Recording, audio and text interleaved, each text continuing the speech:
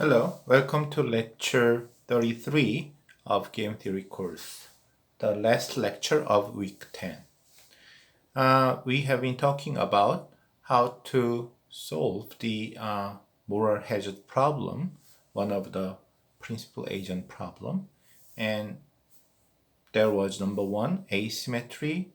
If there is just symmetry information, it will be solved. But unfortunately, in this world, agent has more information than principal, so it's asymmetric information. And then uncertainty, if there is one-to-one relationship between the effort and profit or result, the problem would be solved. But unfortunately, once again, there is uncertainty between the effort and the profit X. Probably the God would intervene.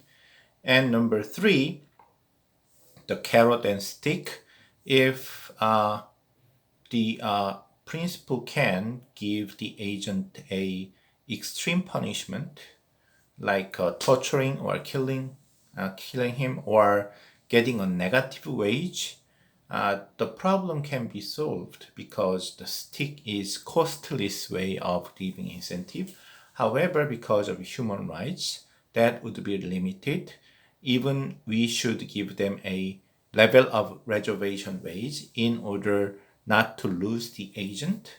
So the only way for the principal to give incentive to the agent is the carrot, more money, so it's not costless. Number four, which is maybe you would like feel like that it's more likely, is the giving the organization to the agent. Now, Tom, as we say, Tom is the owner of convenience store. However, Tom comes to the store only once a day. He is a rich guy. He has so many other convenience stores, so many other business. So basically, he appointed his agent Bill, the part-time worker, and then basically Bill is running the convenience store. So that is why Bill is goofing off and cheat and like false report and things like that, because Bill is agent. This whole situation would change if the agent becomes a principal, which means why there should be principal agent. Just agent take over everything. The principal sell the convenience store. Tom sell the convenience store to Bill. That will be solved. You may say, oh, Bill is a poor guy. Okay, then you can, but with Bill, the Tom is making only $200 profit per day, but everybody knows if Bill does not have any agent problem, Bill is the owner of the problem, he can make $400. So Tom can lend the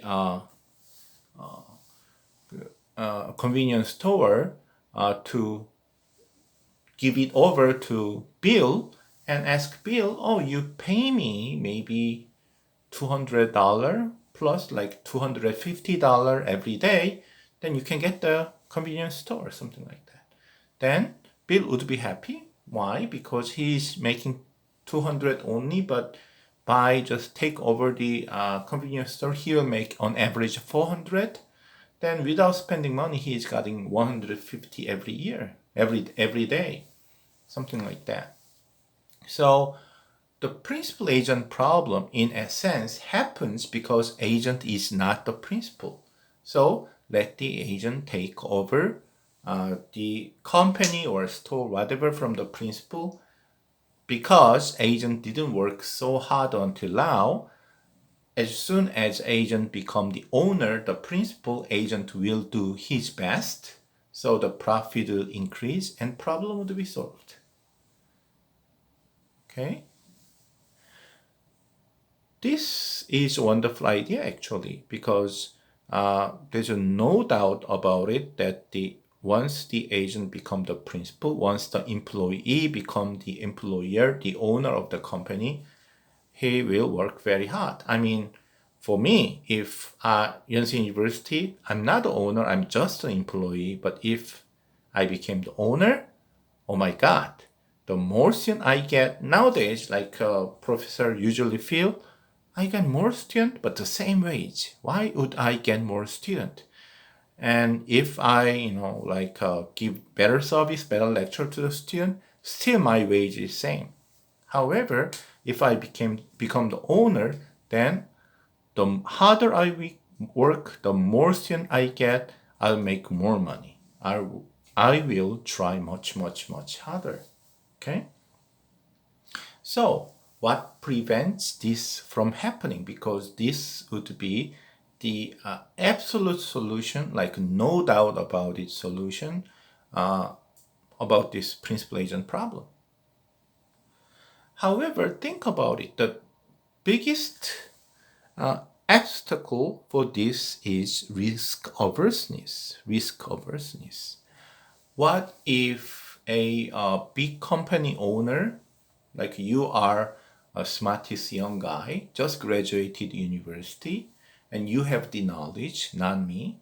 So, are you gonna take over my company? Will you? Like you have, for example, someone asked me, okay, I have a big company. Professor Han, are you gonna purchase my company?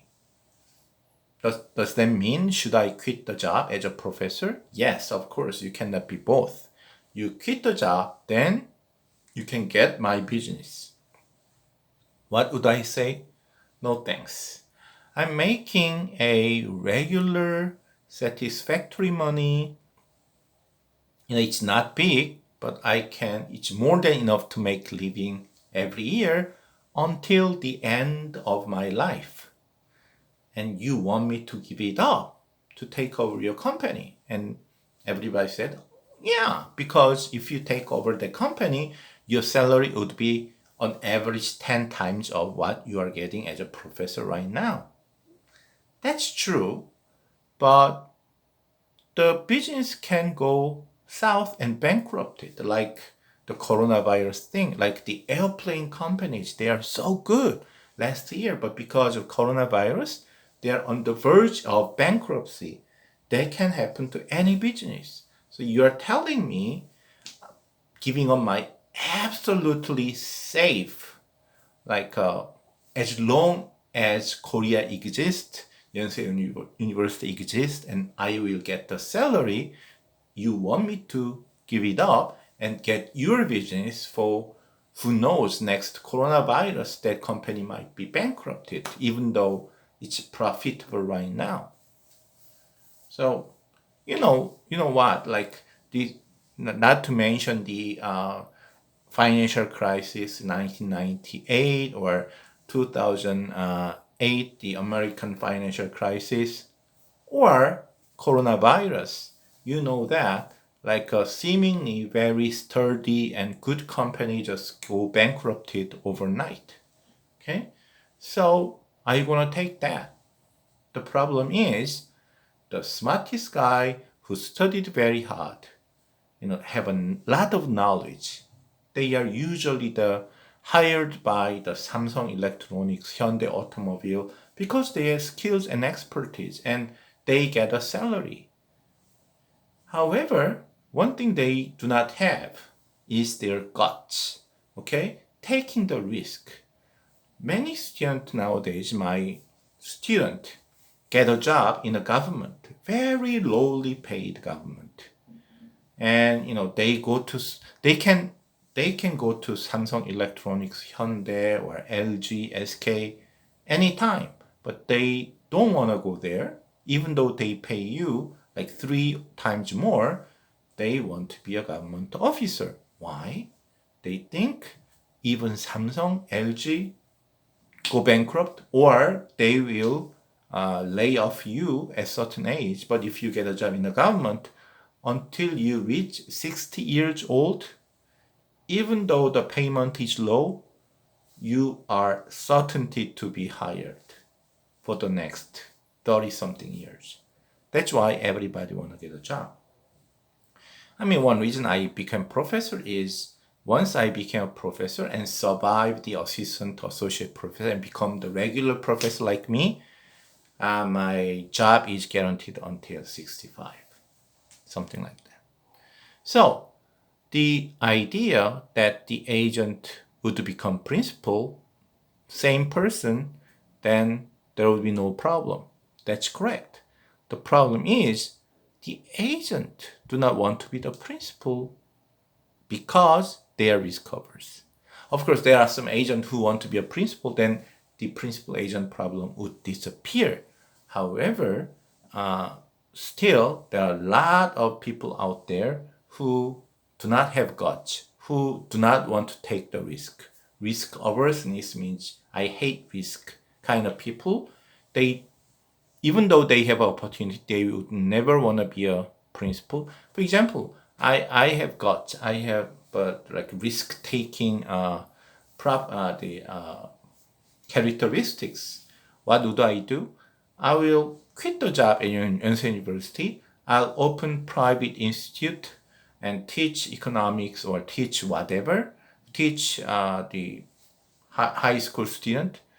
I'm pretty sure I'll make like 3-4 times more money than what I'm making right now. But then, after certain years, I will not have a job. I have no student in that case. Because as I get older, my lecture would be less popular.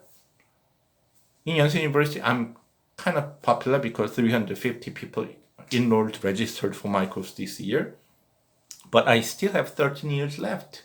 5 years later, maybe I'm too old, nobody wants to take my course. Still, I can get paid.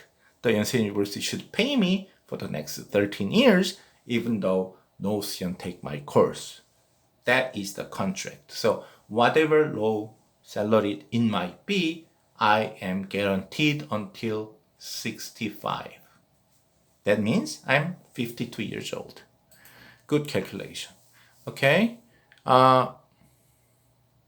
This is something I already told you. Agent can control the effort, but cannot control the profit because there is God intervention between effort and profit, even though it is like a probabilistic relationship, higher effort, probably higher profit. Principal cannot observe the effort level, but can observe the profit. So wage should be a function of, would be the function of the profit. Wage is better be a function of effort, but effort cannot be observed. Then, you cannot make a function out of something you cannot see. Therefore, the next best thing is the profit because usually higher effort means higher profit, as I have explained. But then this has a problem because the agent who hates risk can control the effort. So higher effort, he wants to get higher payment. Low effort, lower payment, he can accept that because he wants to get a higher effort. He will have a higher wage. He will exert a higher effort level. The fact that he has a lower effort means that he will accept the lower wage. That he can do. But then the wage is hinging on the profit, based on the profit. And then this profit is not controlled. Even though you try hard, the profit may be low. Even though you do not try hard, the profit may be high, which means you can get a low wage when your effort is high. You can get a high wage when your effort is low.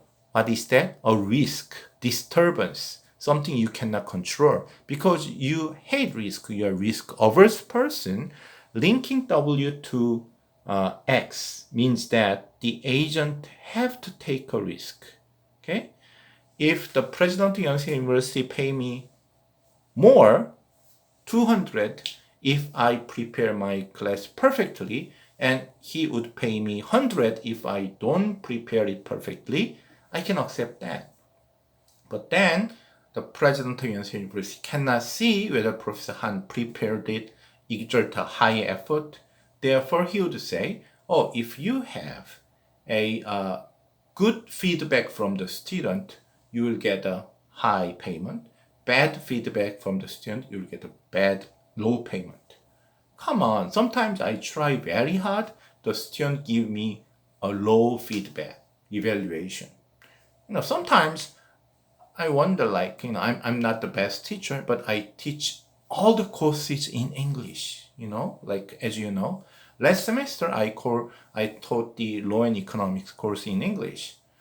But then, the question, did this teacher teach every course in English 100%?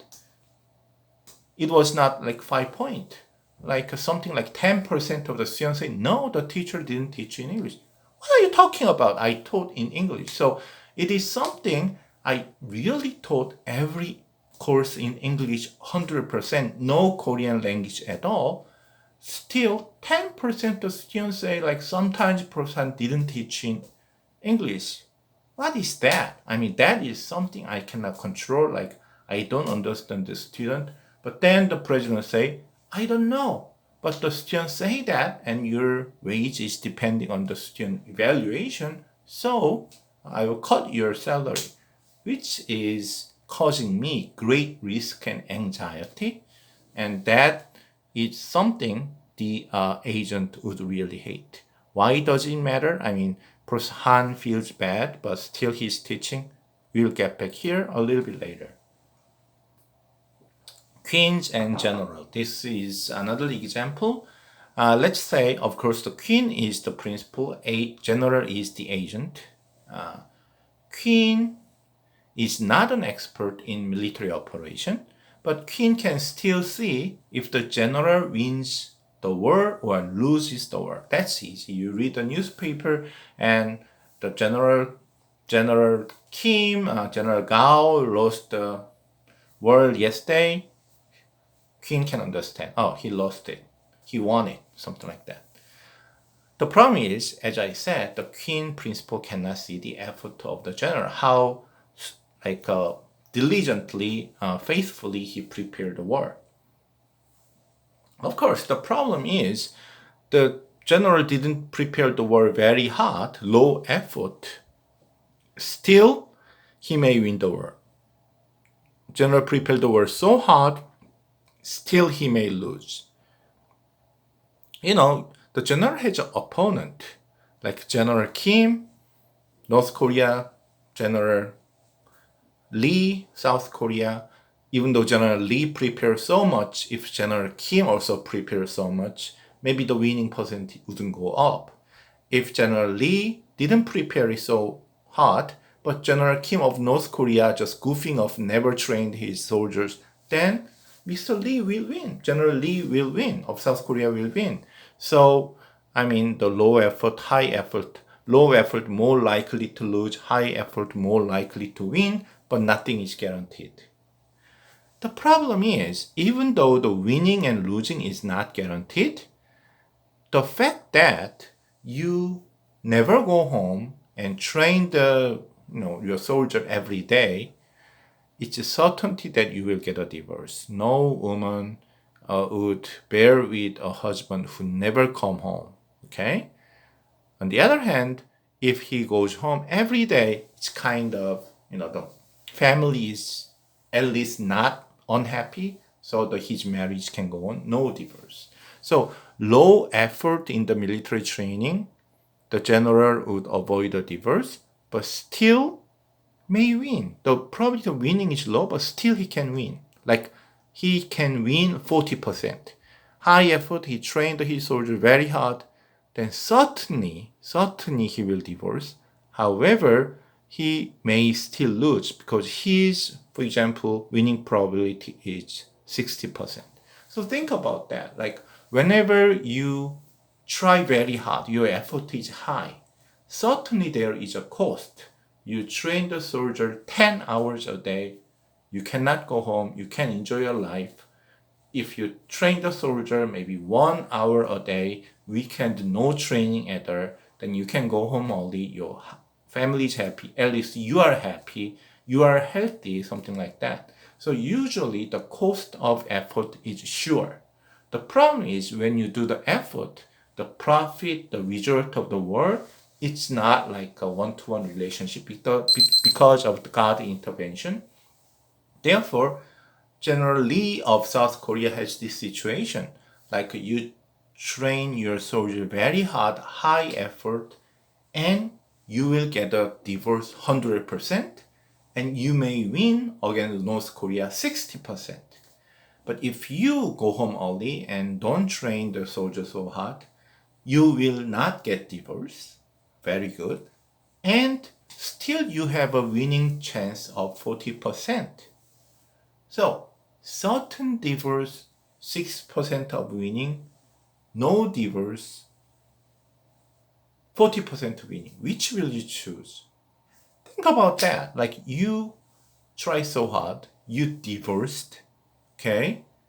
But there are still 40% of chance you lose the war, that the queen would be upset. Your wife already gone. The queen would be upset about you. She will yell at you and you would be like executed or something. You would think, what did I do? I mean, I sacrifice my first personal life and I lose my job. Okay? So I can probably I will choose not to try so hard. You never know. Certainly, if someone, the General Lee, do not train the soldier very hard, avoid the divorce, if he choose that way, I would certainly understand him. I cannot say, oh, you bad guy, something like that. Because the cost is sure, the result is not. And if you are a risk-averse person, are you going to use something for sure for something which is not for sure? You will not do that. Okay?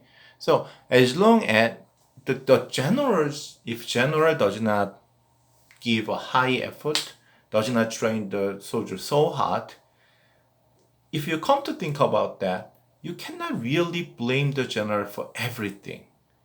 Partially the blame should be directed to Queen's ignorance. If Queen understand whether general prepared the war very well or not, Queen has the expert. So even though General Lee lose the war against North Korea, Queen look at it and say, oh, General, even though you lose the war, your preparation for the war was perfect. I will promote you. Then the general would think, okay, this queen understands me. I'm willing to sacrifice my divorce, my marriage. I will get divorced. But if I try so hard, day and night, training the soldier 10 hours a day, the queen will understand me. Even though I lose the war, queen understand it's because of bad luck, God's fault, not general's fault. So she'll promote me. Then I'm willing to sacrifice my marriage. But in reality, queen does not understand. Queen only understands you win, you lose. So ignorant. So should I sacrifice my marriage for something so uncertain, those ignorant queen?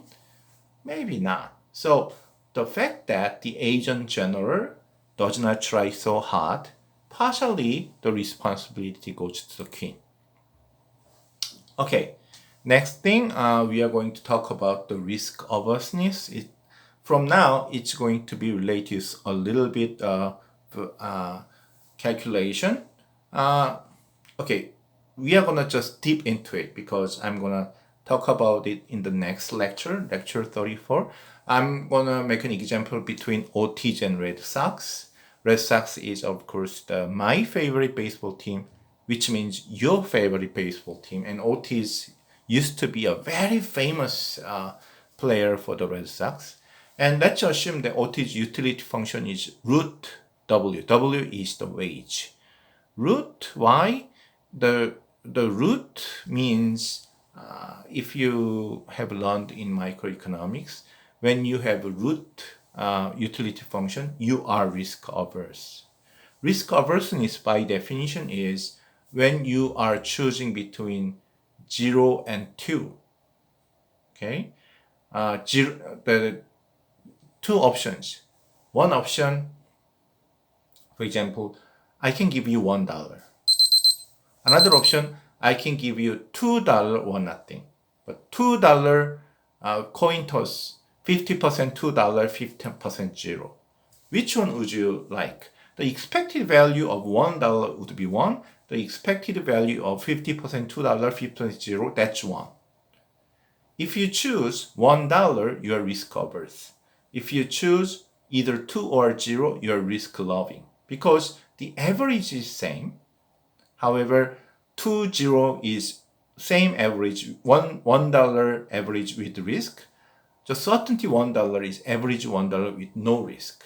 Because even though if you are risk averseness, you will choose $1. Think about this W. If W is 1, root 1 equal 1. So your utility is 1. If W is 0 or 2, it's 50% root 0 plus 50% root 2 because expected utility. So 50% root 0 means 0. 50% of root 2 is 50% of 1.414, something like that. So it's less than 1. So if Otis have this root kind of utility function, he would choose 1, whose utility is 1, against 0 or 2, whose utility is 0.7 something. Because 50 multiplied root 0 plus 50 multiplied root 2. Okay? I'm going to continue in the next lecture, lecture 34, from this. This has been a lecture 33 of game theory. Thank you.